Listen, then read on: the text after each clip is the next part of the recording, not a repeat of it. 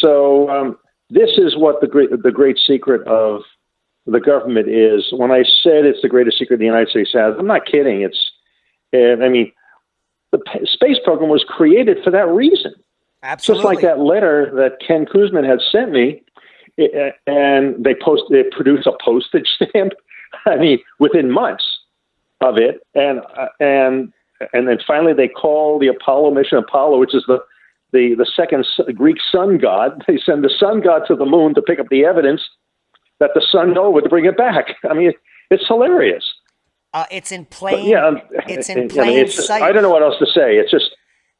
Yeah, it's in plain sight. Yeah, I mean, the public broadcasting science here is called NOVA. I mean, they're beating us over the head with it. I think some of them are guilty. Yes, okay, right. The sun does NOVA. You've proven it to me.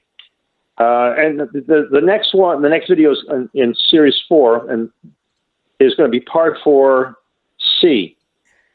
And it's going to have go into the glass beads and how the Earth has lost water over the millions of years and why, and what creates new species. And obviously the extinction of species are easy to figure out. Once you know the mechanism, what's happening, you're lucky anything survives it. So that's what the interview is going to be, what the next video is going to be. In fact, I've been doing the parts and the videos and putting the PowerPoint thing together. Hopefully, I'm not going to run more than 45 minutes, but it seems like sometimes I do, and I put probably too much information in these videos. There's no such thing as too much information, Doug, and I already beat you to the jump. Last night in our daily update, I did a geologic primer on what you were just talking about, the stripping of water from Earth. And I have lots of excellent graphics showing that since the Cambrian, we've lost, well, let's just say continental inundation is no longer possible today, because even if we melt all the ice, sea level only rises 120 feet. But 400 million years ago, sea level could cover the entire continents. We had these inland seas constantly. But if you look at the overall amount of water that we geologists are aware of, we know that there were probably about half of the water is missing on the Earth currently, and it's being blown off into space. We also show how Mars. I showed the mechanism. It's these comets are obviously big dirty snowballs, and when you compare the chemical composition of what's on the comet 67P and what was found on the moon, they're exactly the same. There's no difference.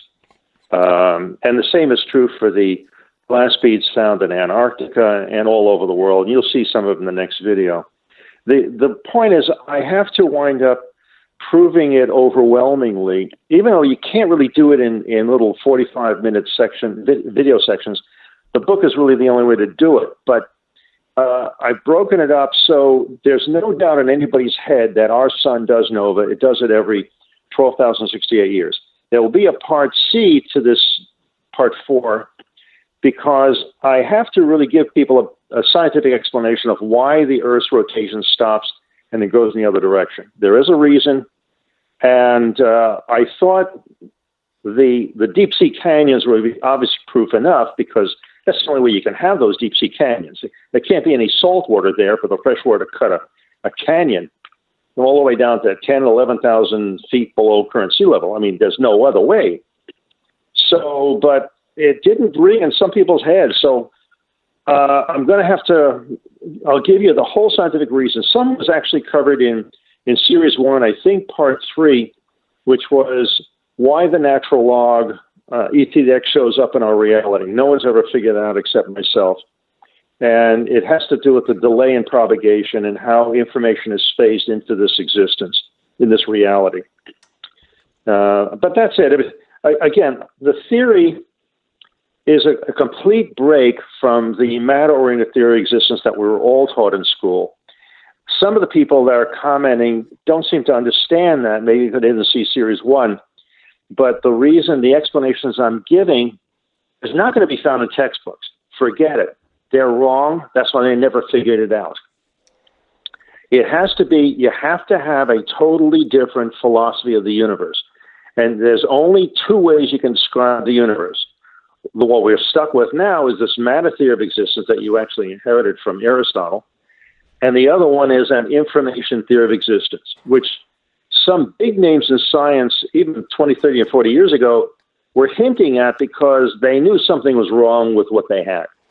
But they didn't break out and say it. That's the only thing that really shocks me, is that they didn't really openly say it, or they didn't develop it.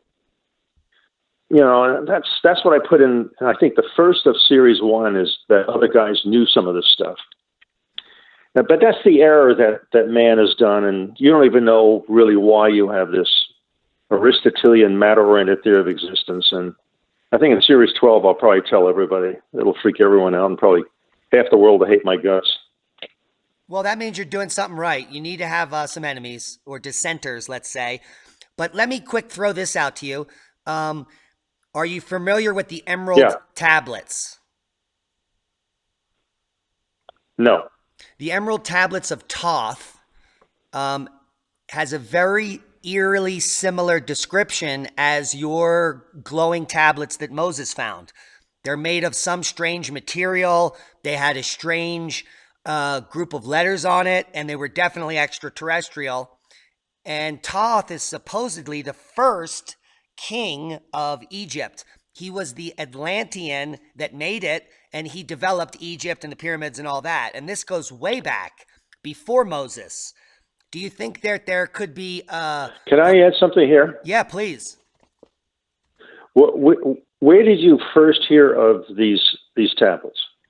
The Emerald Tablets of Thoth. I'm just reading the information, so I can't tell you where that information comes from.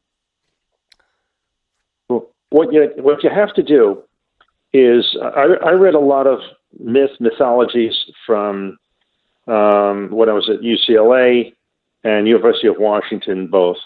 Spent way too much time in the library, but you have to be careful. Some people will wind up reading some of the legends. In fact, the part about the tablets, that's in the Midrash and the legends of the Jews, which predates probably the First Temple period. And so somebody could take that idea and wind up creating a story that's really not true, just they're doing it because they want to make a good story. So you got to be really careful what the original sources are. Mm-hmm. That's why I try to quote everything or give citations so you understand where this stuff comes from.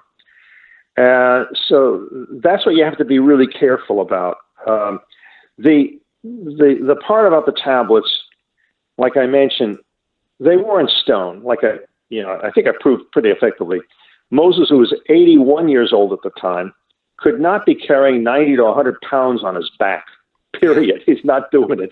Yeah. Especially a day's hike out of a cave and then go around the hill to where the Ephraimites were encamped. It ain't going to happen. Just not going to. So we knew it was not stone. It couldn't be. And so that's why I took the line apart, the Hebrew line apart. And the real translation really comes out to he dropped the stones. He dropped the two tablets. But he couldn't have damaged it even if he wanted. The material that this was made out of was so tough that there's no way you could damage them. Look at it this way. If you're an extremely highly advanced previous civilization, maybe you're fifth dimensional beings, and you've got literally the program that you think creates your reality, the same program that's in the die hole that creates us. Are you going to put these things on stone, on limestone no less, which is pretty soft? No, because it's going to decay. You're going to put it on some kind of material that is polycarbonate or something that is so tough you can't damage it whether you want it or not. And I think that's what these people did. They wanted it to last forever. We only have two of those tablets. And we don't even know if all the letters that the scribes wrote down did it correctly. Some places I did find mistakes. There's three letters that could easily be mistaken if the scribe made one simple mistake. So that's basically it. I mean, the whole thing is a complicated story. I've had comments from atheists. The minute you wind up mentioning anything about Moses, they immediately accuse you of you're evangelizing people to become Jewish. That's not what I'm doing. You have to look at this stuff like a scholar and say, okay, we've got a very ancient civilization, late Bronze Age people that believe in something or been told something. So what were they told? Then you're trying to track down, okay, how do they know this stuff? Like, I'm sure it was a surprise to everybody where I had in Moses and 10 Code System Part 2, where he embedded the exact number of years between polar versals. Got the number 12,068 embedded in the two genealogies in the beginning of Genesis. He's got it there. The total chapters and verses in the Torah is 6,034, half the number. And I show how they used it all the way through the first and second century. They knew about the number. After that, it all disappeared. Don't know why. It's a complicated story. It's not an easy one. That's why no one ever figured this thing out. And you can't figure it out unless you have this information theory of existence. There's just no way. Like I say, you have to come in through the science side to figure out what the Torah and what's really going on there. I hope that cleared it up somewhat. Yeah, it does. And from my background, your initial ideas about the scaling of everything, you have to really understand that everything can be scaled from the atom all the way up to the solar system, up to the galaxy, and into the universe. Right. This is something that we've been working with for a decade at the Thunderbolts Project, which is plasma scaling, because all of these phenomena in our universe can be looked at as the same phenomenon at different scales. And that is one of the big misconceptions of Newtonian mechanics and the current theories. They do not account for energy, which is why your theory is so brilliant, because the energy is infinite. It's been here forever. It's flowing through everything, and we just don't know how to access it. But it's clear that ancient people did, and that there was a highly advanced group living here on our planet at one time. That's correct. That's why you have to admit, I really have guts to wind up taking a philosophy of science and really applying it to all the major fields in physics, because I don't think no one's ever done that. Really stick it to them and really tell them this is the other way to explain everything. I've been contacted by some scientists and geologists, and they all admit there's a tremendous schism between the spectral line frequencies that we know the atoms have. Each one of the atoms have a unique one, and nuclear physics or quantum mechanics, or what you want to call it, particle physics, a total disconnect because they can't explain it. So they went a different route, and it's leading to a dead end. That's why they got 150 plus subatomic particles plus 54 theoretical particles. As they raise the energy level of banging a couple of atoms together, they get more tracks. They say, oh, this track, I'll name it this. I'll get a name in physics books. I'll name this one after me. You know what I mean? A lot of it's ego. Yeah, definitely. Doug, I have to go and wrap this up, but I think we should talk further on ice ages, which is my specialty, maybe in a future interview. But right before we go, I want to thank you. I want to thank you for the work that the Diehold Foundation has been doing. Now, the Diehold Foundation was created back in 1997, for those listening, to accomplish 4 major goals. And these were fund geologic expeditions to gather information on past climate biomass of the Earth. The period of interest that Doug works on is 10 to 120 BP, which is right at the end of the Holocene and through the Pleistocene, which is the Ice Age. And the reason he's working here is because the data sets are very clear. We have proxy data from ice cores that give us a clear picture of catastrophic climatic shifts that are cyclic. And you have a wonderful broad-based explanation for this. And I want to thank you for your work, and keep it up. And if you're out there and you want to follow Doug, he now has a YouTube page, the Diehold Foundation. It's a 501c3 public nonprofit. Go to info at dieholdfoundation.com to get in touch with Doug, or just go to the dieholdfoundation.com to donate and see the work they're doing. Doug, do you have any parting words other than your work is awesome? We love what you're doing. We know that you're going to be at Observing the Frontier, which is going to be great. You're going to be surrounded by like-minded people, and it's going to be a great time. And we also want to invite you out to... I'm looking forward to it. Yeah, we want to invite you out to LeakCon in May if you can make it, because we're going to have a cosmic catastrophe panel there, and I think that you could add a lot to the conversation. I thank you very much. With parts, when I get down with all of part 4 and then part 5, part 5 is going to be how I think 2 ways to survive this event. And a lot of people have asked me, and I intended to do it at the beginning, but I'll give you my thoughts on how to survive this thing and where to be on this when this event happens. And the best I can put together are the events also. You'll know everything that's going to happen. All right. Which is more than the federal government ever did. Yeah, great teaser. So guys, keep an eye out for Doug's part 4 and 5, and it's going to be the information you're looking for, how to survive the micronova.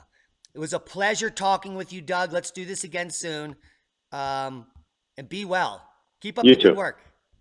But by the way, there is no such thing as a micronova. It's either a nova or a real big nova. It's either one or the other.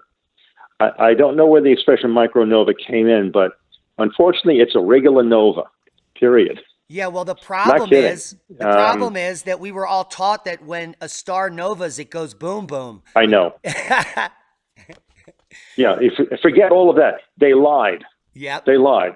They're liars. Or out of total, complete ignorance, or total ignorance. Also, they had no place else to go for an explanation.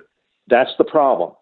So no, it's either a nova or a real big nova, only because we know roughly every 26 million years there seems to be a real big kill-off. So there's a cycle within a cycle.